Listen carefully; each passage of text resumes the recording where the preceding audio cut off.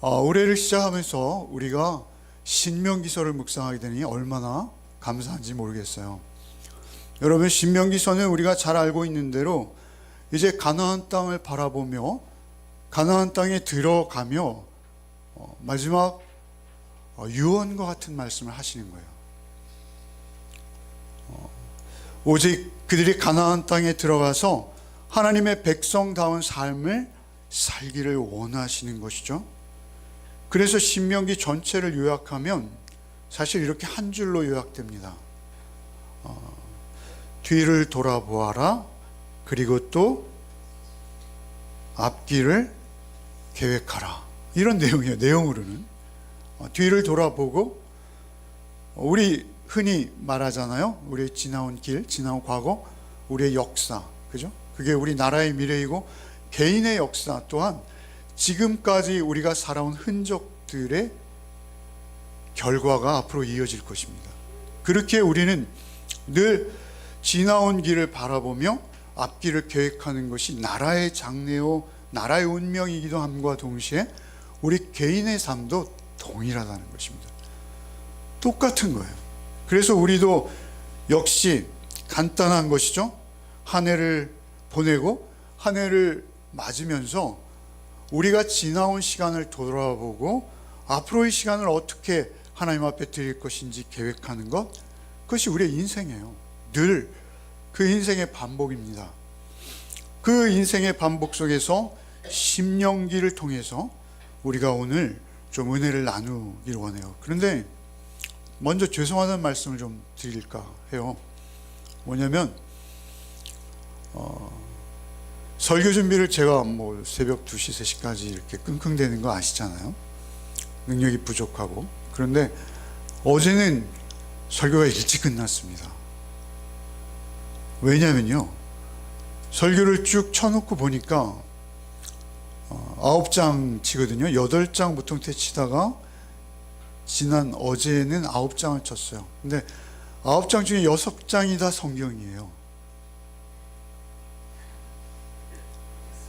그래서 6장이 성경이다 보니까 제가 넣는 설명은 4장도 안 돼요.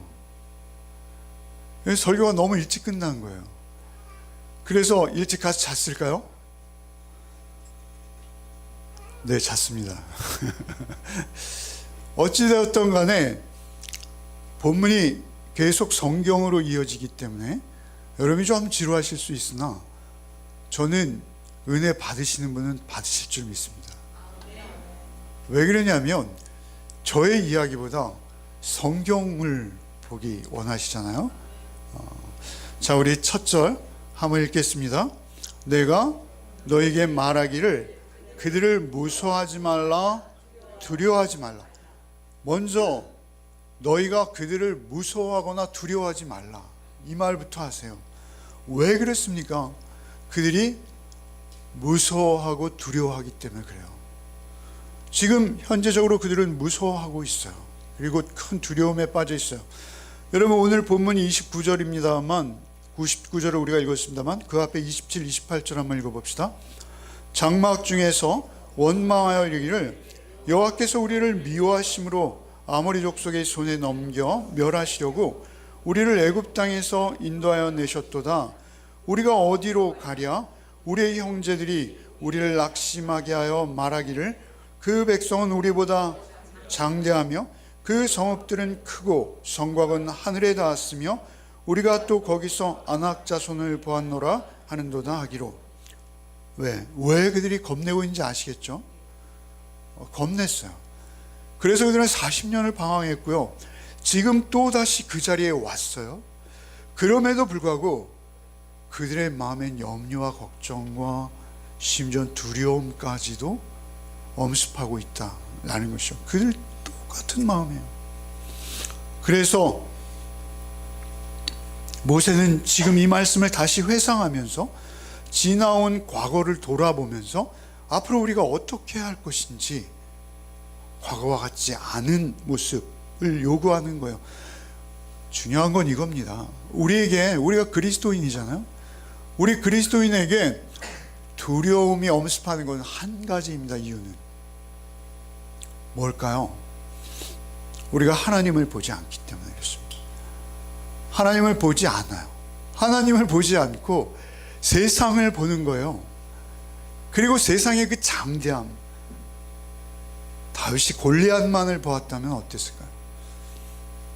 우리에게 하나님과의 관계, 하나님의 사랑이 충만하지 않을 때 두려운 거예요. 무조건. 조건이 없어요. 예외가 없어요. 여러분, 요한일서 4장 18절 한번 읽어봅시다. 사랑 안에 두려움이 없고 온전한 사랑이 두려움을 내쫓나니 두려움에는 형벌이 있음이라. 두려워하는 자는 사랑 안에서 온전히 이루지 못하였느니라. 애굽의 노예살이 할 때의 그 노예 근성이 있는 거예요. 그래서 끊임없이 애굽의 삶을 동경하며 우리는 그렇게 살지 못한다 라는 압박감으로 두려움과 염려에, 근심과 걱정에 눌리는 거예요. 왜 그렇습니까?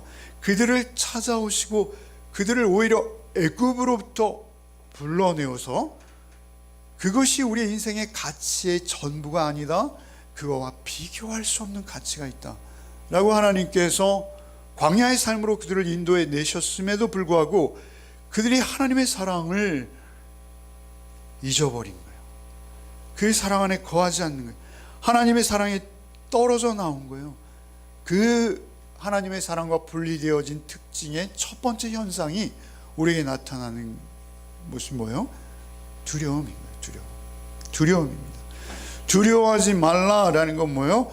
하나님을 바라보라. 너희가 세상에서 당하는 어려움, 염려와 걱정, 근심 모두 다 이유는 뭐라는 거예요? 하나님을 바라보지 않는다라는 거예요. 하나님을 바라보아야 하는데 세상만을 바라보고 있는 저들, 그들을 향해서 두려워하지 말라라고 말씀하신다라는 것이죠. 시편 121편 1절로 2절 한번 읽어봅시다. 성전에 올라가는 노래. 내가 산을 향하여 눈을 들리라. 나의 도움이 어디서 올까? 나의 도움은 천지를 지으신 여호와에게서로다. 그러니까 우리의 도움은 하나님이에요. 여러분, 하나님 도와주시지 않으면 우리에게 도움을 줄 이는 아무도 없어요. 하나님을 바라보는 거예요. 먼저 이사야 12장 2절 한번 읽어봅시다. 보라, 하나님은 나의 구원이시라. 내가 신뢰하고 두려움이 없으리니 주 여호와는 나의 힘이시며 나의 노래시며 나의 구원이시라. 여러분, 두려우세요? 두려우세요? 그러면 하나님을 묵상하세요. 하나님을 충만히 묵상하세요. 묵상하세요. 그냥 하나님을 바라보세요. 이유가 없습니다. 하나님을 바라보시기만 하면 되는 거예요. 그럴 때 우리에게 두려움은 없어집니다. 이사야 41장 10절 한번 읽어봅시다. 두려워하지 말라. 내가 너와 함께함이라. 놀라지 말라. 나는 내 하나님이 됨이라. 내가 너를 굳세게 하리라. 참으로 너를 도와주리라. 참으로 나의 의로운 오른손으로 너를 붙들리라. 믿으십니까? 하나님이 우리를 붙들어 주시기로 언약하세요. 하나님께서는 성도를 위해서 심지어 싸우신다. 오늘 이 본문에 이렇게 말씀하시는 거예요. 본문 30절 읽어봅시다. 너희보다, 우리 29절 읽었죠? 이제 30절 읽읍시다. 너희보다 먼저 가시는 너희의 하나님 여호와께서 애굽에서 너희를 위하여 너희 목전에서 모든 일을 행하신 것 같이 이제도 너희를 위하여 싸우실 것이며, 이제 너희를 위하여 싸우실 것이다. 그러니까 내가 싸우는 게 아니라는 거예요. 우리의 영적 싸움은요, 사실 내가 싸우면 상대가 되질 않습니다. 우리의 영적 싸움은 하나님이 싸워주시는 거예요. 그들이 지금 과거를 돌아볼 필요가 있는 거예요. 그들이 지금 어떻게 광야에 나왔어요? 열재앙을 하나님이 베푸셨잖아요. 그죠? 그런가 하면 홍해를 갈라주셨습니다. 여러분, 참 기가 막힌 거 하나 있습니다. 여러분, 여러분 지금 여기 어떻게 와 계세요? 여러분 여기 와 계신 이유는요, 하나님께서 싸워주셔서 여기 와. 하나님께서 여러분을 대신하여 싸워주시지 않으면 여기 올 수 있는 사람 아무도 없어요. 세상에 눌려 있을 거예요. 지금 아마 TV 보시면서 과일은 요즘 좀 비싸서 과자 같은 거 드시고 계실지 모르겠어요. 여러분 사실 여기 한번 우리가 오는 것조차도 하나님이 우리를 대신에 싸워주셔서 우리 구원받은 거예요. 여러분이 구원받을 만한 어떠함으로 인해서 구원받은 게 아니고요. 늘 우리가 홍해가 갈라지고 열장을 베푸셔서 우리를 여기까지 인도하신 거예요. 우리가 여기까지 인도함 받은 거 순전히 하나님의 군대가 먼저 싸워주셨다. 세상의 군대는 어떻습니까? 지휘관들은 뒤에 있어요. 지휘관들은 가장 안전한 곳에 보호받아요. 그런데 하나님의 군대는 정반대예요. 하나님의 군대는 하나님이 먼저 싸워주세요. 세상의 지휘관 같지 않습니다. 여러분 출애굽기 23장 27절 한번 읽어봅시다. 내가 내 위엄을 내 앞서 보내어 내가 이를 곳의 모든 백성을 물리치고 내 모든 원수들이 내게 등을 돌려 도망하게 할 것입니다. 내가 내 위엄을 내 앞에 보낸다. 이렇게 말씀하세요. 여기 위엄이라는 단어는 주석에 두려움으로 번역해요. 두려움. 그러니까 하나님의 두려움을 가나안 땅에 먼저 보내신다. 먼저 보내신다. 먼저 보내셨기에 그들이 도망간다라는 거예요. 여러분 이스라엘은 자기들이 보기에도 메뚜기예요. 그들 앞에서 우압지졸입니다. 변변한 무기 하나 없어요. 그런데 그들이 먼저 겁을 먹는 거예요. 왜요?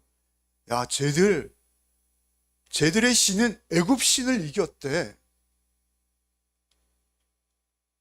먼저 그들이 겁을 먹는 거예요. 저들의 저 누추한 모습을 봐. 그런데도 담대한 거예요. 그런데도 승리할 수 있는 거예요. 그것은 하나입니다. 왜 그렇습니까? 하나님이 내 편이시기에 그렇습니다. 하나님만 내 편이세요. 그 하나님이 내 편이시기에 우리는 넉넉히 감당할 수 있어요. 어떤 상황에서도 우리는 최후 승리를 믿는 거예요. 우리를 위해 대신 싸우시는 주님. 민수기 10장 33절도 읽어봅시다. 그들이 여호와의 산에서 떠나 3일 길을 갈 때 여호와의 언약궤가 그 3일 길에 앞서가며 그들의 쉴 곳을 찾았고, 그러니까 하나님의 언약궤가 3일 터울을 두고 갔다는 이야기가 아니에요. 여기서 3일 길은 뭐냐면요, 그들이 왔던 길을 3일이라고 보는 거예요. 앞으로 갈 길은 며칠이에요? 40년. 40년이에요. 그런데 어찌되었던 그들의 앞길에는 항상 뭐가 있었다는 거예요? 언약궤가 있었다는 거예요. 그리고 특별히 그들이 더 위기에 당면할 때, 위기일 때는 그것을 더 또렷이 보여주세요. 항상 그들의 행렬은 언약궤를 맨 제사장들이 맨 앞에 서 있는 거예요. 요단을 건널 때도 그랬고요. 여리고를 정복할 때도 그랬고요. 늘 하나님의 말씀이 육신이 되어 우리 가운데 거하심에 그 주께서 우리의 앞장서 주신 거예요. 우리의 대장 되신 거예요. 여러분 어떤 중요한 결정이 있어요? 여러분 중요한 자리가 있어요? 계획이 있어요. 이것만은 꼭 하나님 앞에서 이루고 싶은 소원이 있으세요? 그러면 여러분의 힘과 능력으로 그것을 하려고 하지 마세요. 오히려 하나님의 말씀 앞에 그걸 가져오셔서 말씀에 기대어 기도하십시오. 하나님 반드시 응답하십니다. 그것이 어떤 모습이건 어떤 결과든 하나님은 응답하셔서 그 응답대로 행하십니다. 하나님이 먼저 가세요. 하나님 먼저 가세요. 사무엘하 5장 24절 읽어봅시다. 뽕나무 꼭대기에서 걸음 걷는 소리가 들리거든 곧 공경하라. 그때 여호와가 너보다 앞서 나아가서 블레셋 군대를 치리라 하신지라. 뽕나무에서 걷는 소리가 들리는 것이 군호인 거예요. 신호인 거예요. 그 신호가 나오던 나가라. 하나님의 응답이에요. 하나님의 음성이에요. 내가 앞서 갈 것이다. 내가 먼저 갈 거야. 여러분, 역대하 32장 3절도 한번 읽어봅시다. 그와 함께하는 자는 육신의 팔이요 우리와 함께 하시는 이는 우리의 하나님 여호와시라. 반드시 우리를 도우시고 우리를 대신하여 싸우시리라 하며 백성이 유다 왕 히스기야의 말로 말미암아 안심하라. 반드시 우리를 도우시고 우리를 대신하여 싸우실 것이다. 여러분, 히스기야는요, 여러분 참 기가 막힌 사람이에요. 성전에 금을 다 벗겨서요 조공을 한 사람이에요. 여러분, 히스기야는 완벽한 왕이 아니에요. 그럼에도 불구하고 그가 다시 하나님께 매달려요. 그가 다시 하나님께 무릎 꿇어요. 그때 하나님은 응답하세요. 그게 우리 하나님이세요.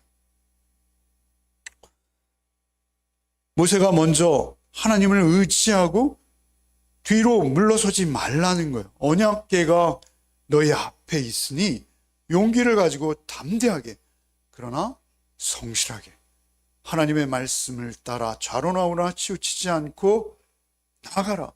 하나님의 언약궤가 너희 앞에 있듯이 하나님의 말씀이, 하나님의 능력이 너희 인생을 앞장서 주실 것이다.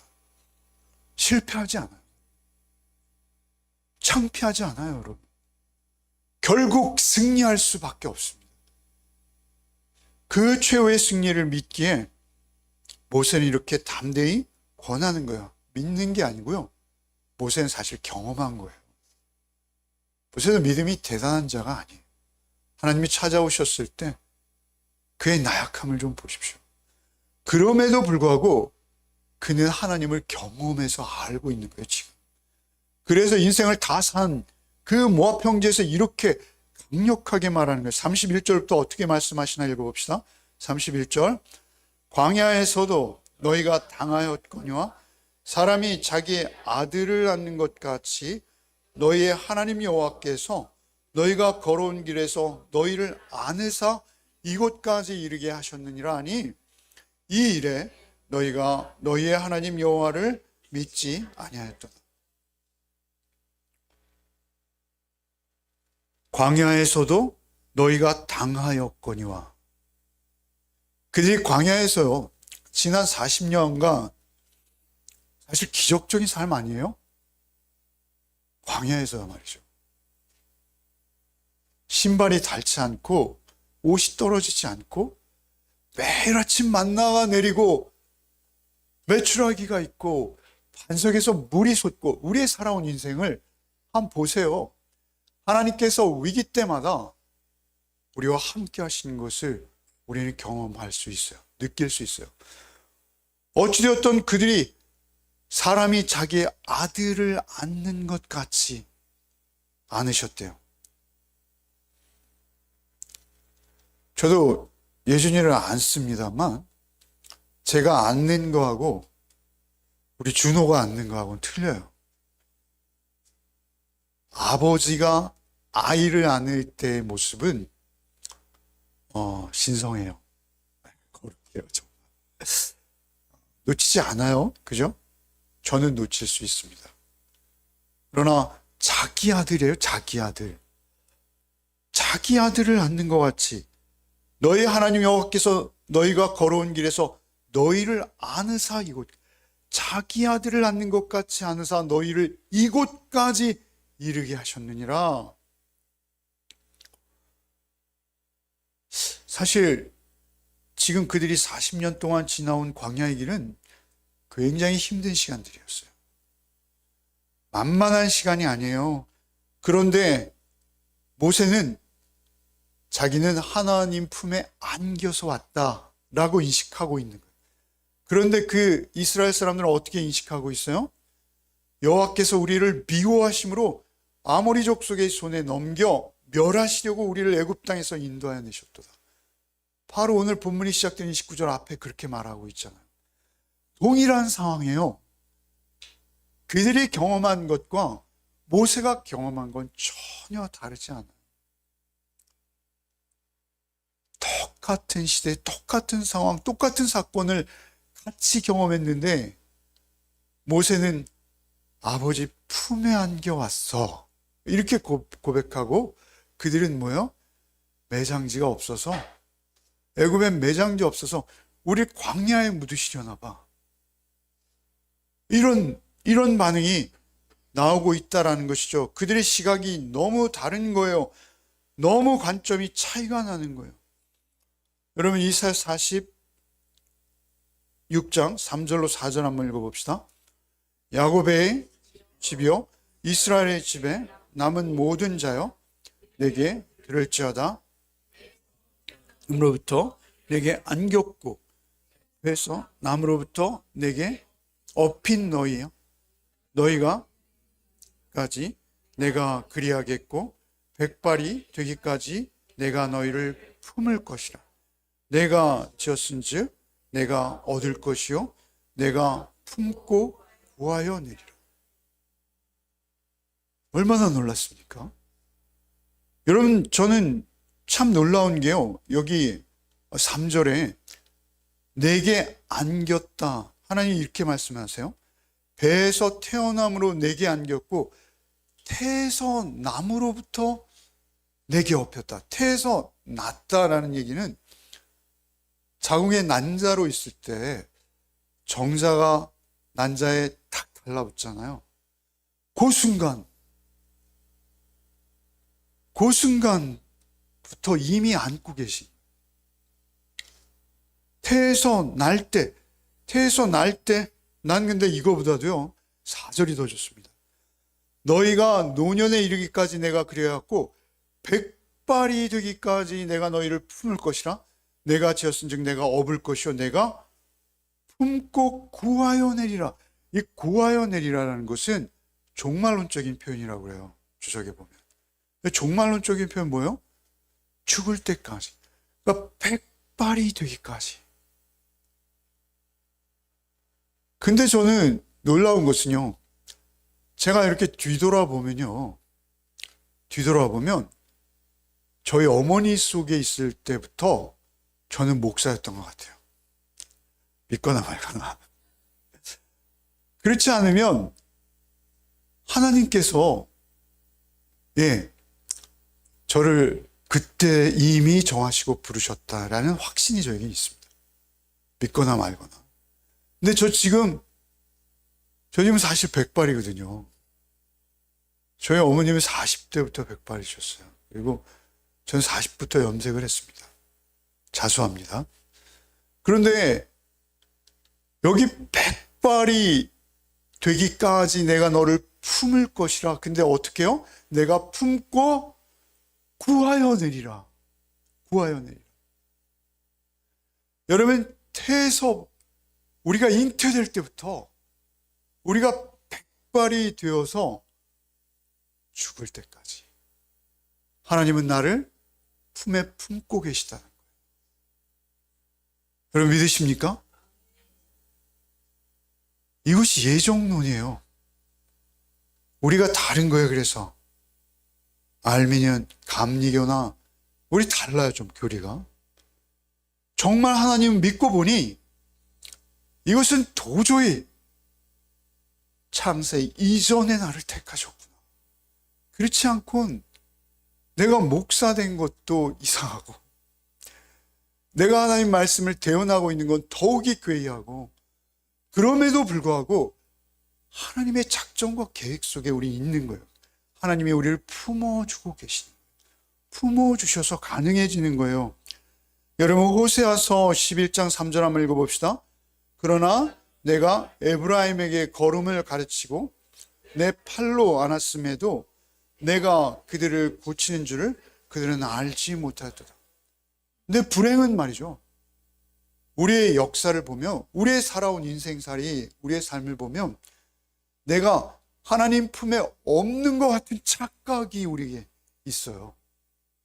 그래서 내가 하나님 품에 지금도 내가 지금 내 가슴이 막 뛰고 말이죠. 흥분되어지고 세상이 다 끝난 것처럼 여겨지는 그때도 하나님은 나를 정작 품고 계심에도 불구하고 여기 뭐라 그러세요? 에브라임에게 걸음을 가르치고 내 팔로 안았음에도 내가 그들을 고치는 줄을 그들은 알지 못했다. 알지 못했다. 그런데도 하나님은 놓았다? 품에서 내려놓았다? 아니에요. 계속 품고 계셨다. 계속 품고 계셨다. 여러분, 이 신명기는 계속 이 말씀의 반복입니다. 여러분, 4장 32절로 34절 좀 가부를 합시다. 4장 한번 읽어봅시다. 저는 이거를 안 썼는데요. 4장 32절부터 찾으셨죠? 읽어봅시다. 내가 있기 전 하나님이 사람을 세상에 창조하신 날부터 지금까지 지나간 날을 상고하여 보라. 하늘 이 끝에서 저 끝까지 이런 큰일이 있었느냐? 이런 일을 들은 적이 있었느냐? 어떤 국민이 불 가운데 말씀하시는 하나님의 음성을 너처럼 듣고 생존하느냐? 어떤 신이 와서 시험과 이적과 기사와 전쟁과 강한 손과 편팔과 크게 두려운 일로 한 민족을 다른 민족에게서 인도하여 낸 일이 있느냐? 이는 다 너희의 하나님 여호와께서 애굽에서 너희를 위하여 너희 목전에서 행하신 일이라. 아멘. 모세는 계속 이 말씀을 반복하시는. 그리고 더 놀라운 것은 신명기 끝날 때 결론이 뭔지 아십니까? 이 말씀이랑 똑같아요. 여러분 32장 신명기 32장 10절 11절 한번 읽어봅시다. 여호와께서 그를 황무지에서 짐승이 부르짖는 광야에서 만나시고 호위하시며 보호하시며 자기의 눈동자같이 지키셨도다. 마치 독수리가 자기의 보금자리를 어지럽게 하며 자기의 새끼 위에 너풀거리며 그의 날개를 펴서 새끼를 받으며 그의 날개 위에 그것을 업은 것 같이. 여러분, 이게 신명기의 결론이에요. 기억하라는 거예요. 너희가 지금까지 걸어온 길을 기억하라는 거예요. 어떻게 해요? 10절에 자기의 눈동자같이 지키셨대요. 누구의 눈이요? 여러분의 눈? 하나님의 눈. 여러분, 우리가 이렇게 무심히 살아가는 것 같아도 우리가 눈을 얼마나 끔찍히 보호하는지 아세요? 여러분, 뭐가 확 날라와도, 갑자기 날라와도 우리 먼저 눈부터 보호합니다. 반사신경이죠. 하나님 우리를 그렇게 보호하시네. 뿐만 아니라 11절에 마치 독수리가 자기 보금자리를 어지럽게 하여 자기의 새끼 위에 너풀거리며. 이건 뭐냐면요, 독수리는 그 둥지예요. 그 뭐죠? 자기의 솜털 있죠. 속털. 겉깃이 아니라 속털로 앞가슴털. 다운 뭐라고 그러잖아요. 그거. 오리털 중에서도 아주 가는 털 있잖아요. 속털. 그런 것으로 둥지를 이렇게 쫙 까는데 얘들이 날기 시작하는 훈련을 받을 때가 되면 거기에다 뼈 조각이 있죠. 먹다가 뼈 조각이 막 이런 그냥 찔리고 막 아픈 거 있죠. 그거를 둥지에 막 어지럽힌대요. 그래서 여기 보면 보금자리를 어지럽게 하며 자기의 새끼 위에 너풀거려. 더군다나 쫓아내요. 그냥 둥지에서. 근데 독수리 둥지가 보통 어때요? 좁잖아요. 그렇게 막 갑자기 보드라운 그 둥지에 뼈 조각에 막 찔리고 자기 엄마는 막 너풀거리고 떨어지잖아요. 떨어지면 어떻게 해요? 죽는 거죠, 뭐. 그죠? 어떻게든 살아보겠다고 그 작은 날개를 막 퍼다길 거 아니에요. 그죠? 죽도록 근육이 붙을 거 아니에요. 그러면 그 독수리가 새끼를 위하여 너풀거리며 그의 날개를 펴서 새끼를 받으며 그 날개에 그것을 얹어서 다시 높이 올라가는 거예요. 또 떨어뜨려. 또 받아내는 거예요. 살려주세요. 이제 정말 죽어요. 또 바닥. 여러분 이러신 경험 많이 있으시죠? 네. 그렇게 살아가는 거예요.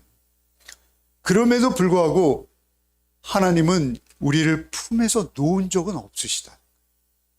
바닥에 닿은 적은 없다는 거예요. 그러니까 우리가 여기 살아있잖아요. 하나님은 그렇게 우리를 때로 훈련하시는데, 그런데 우리는 알지 못한다는 거예요. 하나님은 왜 나한테 이러세요? 왜 나한테만 이러세요? 그런데 예수께서 오셔서 똑같이 말씀하세요. 똑같이. 한자도 틀림없어요. 여러분 지금 31, 32절 우리 본문 묵상하는 31, 32절 광야에서도 너희가 당하였거니와 사람이 자기의 아들을 낳는 것 같이 너희의 하나님 여호와께서 너희가 걸어온 길에서 너희를 안으사 이곳까지 이르게 하셨느니라 하나 이 일에 너희가 너희 하나님 여호와를 믿지 아니하였도다. 그런데 예수님은 어떠신지요? 마태복음 23장 30절 읽어봅시다. 여러분이 크게 읽읍시다. 예루살렘아 예루살렘아 선지자들을 죽이고 내게 파송된 자들을 돌로 치는 자여 암탉이 그 새끼를 날개 아래 모음같이 내가 내 자녀를 모으려 한 일이 몇 번이었더냐. 그러나 너희가 원하지 아니하였도다. 예수께서는 자신이 암탉이라고 말씀하세요. 그리고 암탉이 새끼 아래 품는 거예요.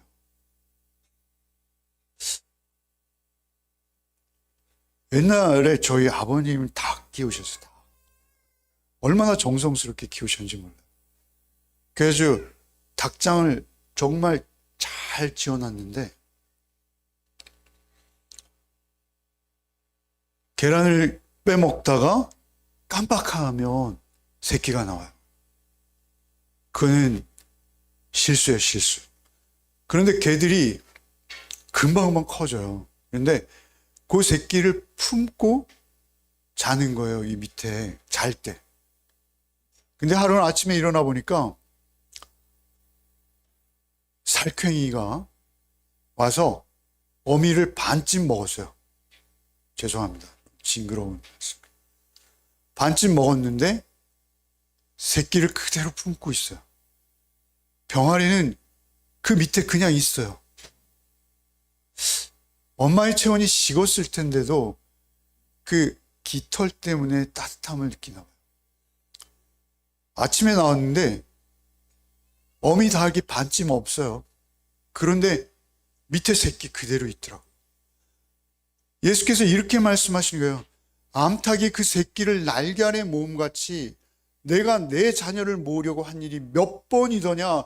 그러나 너희가 원하지 아니하였다. 예수께서는 모으시는 분이에요. 품으시는 분이에요. 그럼에도 불구하고 예수님을 끝까지 밀어내는 자들이 있다라고 예수께서 말씀하시는 거예요.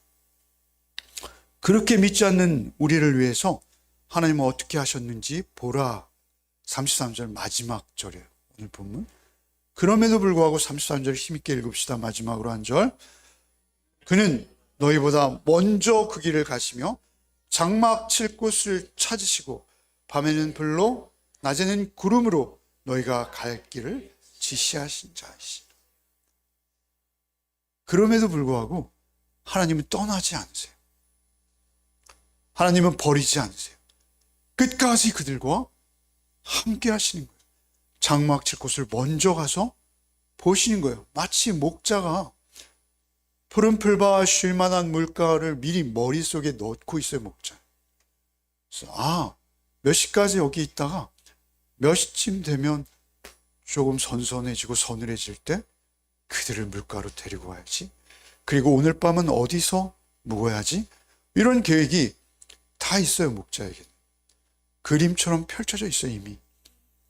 그렇게 하나님께서 광야에서 그들을 인도하신 거예요. 출애굽기 13장 21절 한번 읽어봅시다. 여호와께서 그들 앞에서 가시며 낮에는 구름 기둥으로 그들의 길을 인도하시고 밤에는 불 기둥을 그들에게 비추사 낮이나 밤이나 낮에는 구름 기둥이 왔다가 밤에는 싹 가고 불 기둥이 샥 오고 그런 게 아니고요. 그냥 그 기둥이 이중적 현상인 거예요. 낮에는 구름으로 밤에는 불로 그렇게 되는 것이죠. 그 불기둥과 구름기둥이 여호와의 지팡이요 여호와의 홀이라는 거예요. 여러분 우리가 13장 21절 읽었습니다만 40장 36절 한번 읽어봅시다. 구름이 성막 위에서 떠오를 때 이스라엘 자손이 그 모든 행진하는 길에 앞으로 나아갔고 구름이 떠오르지 않을 때는 떠오른 날까지 나가지 아니하였으며. 여러분 굉장히 간단하죠? 간단하지 않아요. 이게 얼마나 복잡한지 현실 속에서 한번 봅시다. 민수기 9장 15절 이하인데요. 한번 천천히 읽어가면서 묵상합시다. 15절부터 읽겠습니다. 성막을 세운 날에 구름이 성막 곧 증거의 성막을 덮었고 저녁이 되면 성막 위에 불 모양 같은 것이 나타나서 아침까지 이르렀을 때 항상 그러하여 낮에는 구름이 그것을 덮었고 밤이면 불 모양이 있었는데 구름이 성막에서 떠오르는 때에는 이스라엘 자손이 곧 행진하였고 구름이 머무는 곳에 이스라엘 자손이 진을 쳤으니 이스라엘 자손이 여호와의 명령을 따라 행진하였고 여호와의 명령을 따라 진을 쳤으며 구름이 성막 위에 머무는 동안에는 그들이 진영에 머물렀고 구름이 성막 위에 머무는 날이 오래될 때에는 이스라엘 자손이 여호와의 명령을 지켜 행진하지 아니하였으며 혹시 구름이 성막 위에 머무는 날이 적을 때에도 그들이 다만 여호와의 명령을 따라 진영에 머물고 여호와의 명령을 따라 행진하였으며 혹시 구름이 저녁부터 아침까지 있다가 아침에 그 구름이 떠오를 때는 그들이 행진하였고 구름이 밤낮 있다가 떠오르면 곧 행진하였으며 이틀이든지 한 달이든지 1년이든지 구름이 성막 위에 머물러 있을 동안에는 이스라엘 자손이 진영에 머물고 행진하지 아니하다가 떠오르면 행진하였으니 곧 그들이 여호와의 명령을 따라 진을 치며 여호와의 명령을 따라 행진하고 또 모세를 통하여 이루신 여호와의 명령을 따라 여호와의 직임을 지켰더라. 직임이라는 것은 부탁되어진 명령 이런 의미예요. 여러분 22절 한번 보세요. 이틀이든지 한 달이든지 1년이든지. 여러분 그 광야에서 구름이 1년 동안 그냥 있는 거예요. 그 자리에서. 쉬울까요? 1년 동안 그냥 그 자리에 구름이 있는 거예요. 어느 날은 아침에 떠오르는 거예요. 그런데 어떤 날은 밤에 떠올라요. 여러분 사실 우리의 광야의 삶은 늘 그런 거예요. 여러분 이런 성경 구절을 처음 보세요. 이걸 사실을 찍으세요. 우리가 눈여겨보지 않으면 사실 이런 시각, 이런 입장, 저런 입장에서 보지 않으면 성경은 늘 읽던 것도 새로울 수밖에 없어요. 그게 말씀이에요. 저는 성경을 보는 직업임에도 불구하고 늘 볼 때마다 새로울 수밖에 없어요. 여러분 하나님께서는 말이죠. 우리에게 어떨 때는 하루 만에 보따리 싸 이러실 때도 있을 수 있어요. 그리고 어떨 때는 그냥 평생 너는 열매 맺는 교회야. 평생이야. 뼈를 묻는 거예요. 하나님 감사합니다. 하나님 은혜입니다. 하나님 저 같은 것을 이렇게 또 쓰셨군요. 그거 외에는 없는 거예요, 여러분. 우리에게 있어서는 오직 하나님 앞에 순종만 있는 거예요. 대신 하나님께서도요, 우리가 불순종할 때, 우리가 심지어는 하나님께 거역하고 반역할 때, 그때도 떠나지 않으세요. 구름 기둥과 불 기둥은 40년 동안 한시도 그들의 시야에서 사라진 적이 없다는 거예요. 그게 중요한 거예요. 광야에서 그들이 얼마나 많이 불평했습니까? 그들이 광야에서 얼마나 많이 하나님을 배역했습니까? 심지어. 그럼에도 불구하고 하나님은 항상 거기에 계셨던, 항상 거기에 만나를 주시고, 하루만 안 주면 어떻게 돼요? 하루도 빠짐없이 그 자리를 지켜주시다. 그 은혜가 있으시기를 바랍니다. 그 길을 알고 계시고 먼저 가시고 그 길에 한결같이 먼저 장막 칠 곳을 보시고 그곳에 장막을 쳐주시고. 여러분, 우리가 집 문제로 얼마나 고민합니까? 우리 집 문제로 고민 안 하시는 분도 계실 수 있으나 어찌되었던 집 문제로 우리 고민하잖아요. 그런데 하나님께서 집 문제로 고민하지 말라 하세요. 내 장막 내가 쳐줄게. 막 쳐줄게. 그게 뭐예요? 요한복음 1장 14절 읽어봅시다. 말씀이 육신이 되어 우리 가운데 거하심에 우리가 그 영광을 보니 아버지의 독생자의 영광이요 은혜와 진리가 충만하더라. 말씀이 육신이 되어 우리 가운데 거하심에가 뭐라고요? 장막을 치심에. 장막은 뭐예요? 집이라는 거예요. 그리스도 내 마음의 집이신 거예요. 주님 내 마음의 집이신 거예요. 우리 예수께서는 이 땅에 오셔서 머리 둘 것도 없이 평생 지내셨어요. 공생의 3년을 한 번도 지붕이 있는 집에서 주무신 것 같지 않아요. 여우도 굴이 있고 공중에 새도 둥지가 있어도 주님은 동가숙 서가숙 그냥 들판에서 그냥 옷을 덮으시면 거기가 집인 거예요. 그러한 삶을 사셨어요. 그러면서도 항상 제자들보다 먼저 앞서가셨어요. 여러분, 마가복음 10장 32절 한번 읽어봅시다. 예루살렘으로 올라가는 길에 예수께서 그들 앞에 서서 가시는데 그들이 놀라고 따르는 자들이 두려워하더라. 이에 다시 12제자를 데리시고 자기가 당한 일을 말씀하여 이르시되 보라, 우리가 예루살렘에 올라가노니 인자가 대상들과 서기관들에게 넘겨주매 그들이 죽이기로 결의하고 이방인들에게 넘겨주겠고 그들은 능욕하며 침뱉으며 채찍질하고 죽일 것이나 그는 3일 만에 살아나리라 하시니라. 여러분, 놀라운 건 말이죠. 32절에 예루살렘으로 올라가시는 길에 예수께서 그들 앞에 서서 가시는데, 예루살렘으로 올라가는 길은 뭐예요? 죽으러 가시는 길이잖아요. 그 죽으러 가시는 길인데 그들의 앞에 서서 가신 게 뭐 당연하겠죠. 평소에도 늘 그러셨으니까요. 그런데 특별히 여기에 그들 앞에 서서 가심에 라고 기록하신 이유는 뭘까요? 우리 앞서 가시는 분이세요.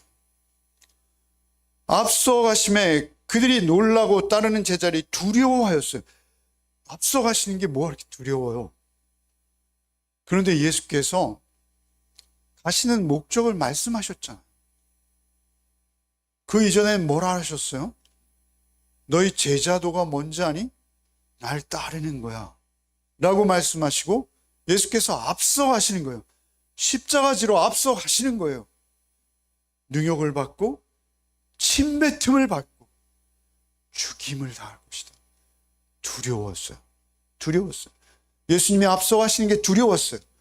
그런데도 그들은 따라갔어요. 그리고 그들은 그 길을 끝까지 따라간 거예요.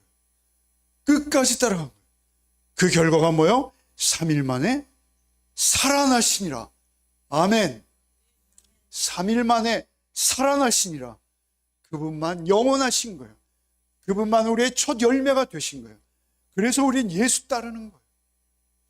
여러분, 그래서 우리는 십자가를 기꺼이 지는 거예요. 그게 그리스도인의 삶이에요. 좁은 길, 좁은 문, 아슬아슬해 보이는 그 길일지라도 예수께서 먼저 하신 그 길을 우리는 기꺼운 마음으로 따라가는 거예요. 먼저 오르셨고 먼저 부활하신 그분. 그래서 예수께서는 요한복음 14장 1절로 3절에 이렇게 말씀하신 거예요. 우리 크게 읽읍시다. 너희는 마음에 근심하지 말라. 하나님을 믿으니 또 나를 믿으라. 내 아버지 집에 거할 곳이 많도다. 그렇지 않으면 너에게 일렀으리라. 내가 너희를 위하여 거처를 예비하러 가노니 가서 너희를 위하여 거처를 예비하면 내가 다시 와서 너희를 내게로 영접하여 나 있는 곳에 너희도 있게 하리라. 아멘. 아멘. 아멘. 집 걱정하지 마세요. 집 걱정하지 마세요. 여기 뭐라 하세요? 내 아버지 집에 거할 곳이 많도다. 그렇지 않으면 너에게 일렀으리라. 내가 너희를 위하여 거처를 예비하러 가노니 내가 다시 와서 내가 너와 함께 할 것이다. 예수님의 실존을 우리는 아직 경험하지 못해요. 우리 안에 영으로 거하실 뿐이에요. 그럼에도 불구하고 예수의 실존과 함께 거할 그날이 우리에게 반드시 있습니다. 그날을 기대하는 거예요. 그날을 기대하고 우리가 살아가는 거예요. 그래서 앞서가신 예수님을 우리는 그냥 따라가면 되는 거예요. 따라갑시다. 시편 68편 7절 읽어봅시다.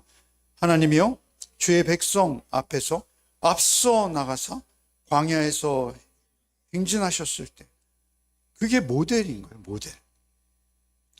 여러분 이사야서 45장 2절도 읽어봅시다. 내가 너보다 앞서 서서 험한 곳을 평탄하게 하며 논못을 쳐서 부수며 쇠빗장을 꺾고, 예수님이 앞서 가셨기에 우리가 그 길을 알잖아요 이제. 그래서 우리를 가로막는 것은 있을 수 없는 거예요. 왜냐하면 예수님이 앞서 가신 모습을 우리가 배웠거든요. 우리가 배웠거든요. 미가서 2장 13절 읽어봅시다.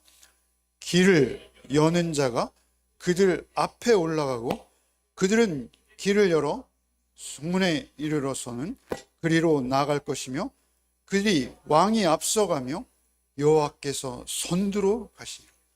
그들의 왕이 앞서가지만 왕보다 앞서신 여호와가 계십니다. 여호와가 계세요. 그것을 우리가 볼 수 있어야 된다라는 것이죠. 여러분 결국 이 모세는 신명기의 결론을 어떻게 내는지 우리가 마지막으로 한번 읽고 마칩시다. 오늘 고생 많이 하셨습니다. 오늘 많이 읽으셨죠? 아니에요. 좀 더 읽을까요? 신명기 31장 6절부터 읽겠습니다. 마지막입니다. 크게. 너희는 강하고 담대하라. 두려워하지 말라. 그들 앞에서 떨지 말라.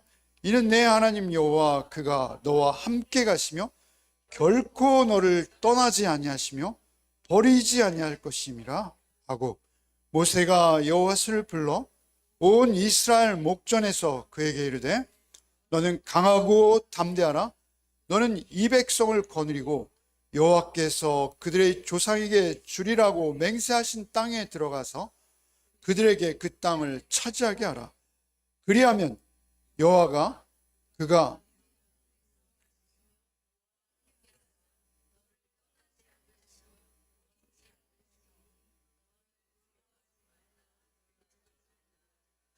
아멘. 뭐라 하세요? 8절에 앞서가시며 어떻게 해요? 너를 떠나지 아니하시리라. 불기둥과 구름기둥이 앞서가시며 떠나지 않으셨어요. 그들이 반역하고 배역할지라도 하나님은 떠나지 않으셨어요. 여러분 좋으십니까?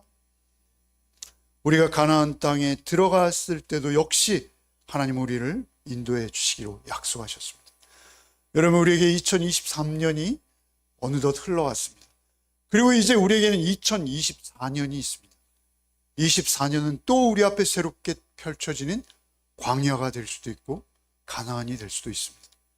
거기가 광야가 되었던 가나안이 되었던 하나님은 우리와 함께 하십니다. 뿐만 아니라 우리를 인도하시고 잠시도 떠나지 아니하시고 그 길 위에서 우리에게 좌로나 우로나 치우치지 아니하도록 말씀으로 인도하여 주실 줄 믿습니다. 말씀은 내 발의 등이요 내 길의 빛이니이다 말씀하셨어요.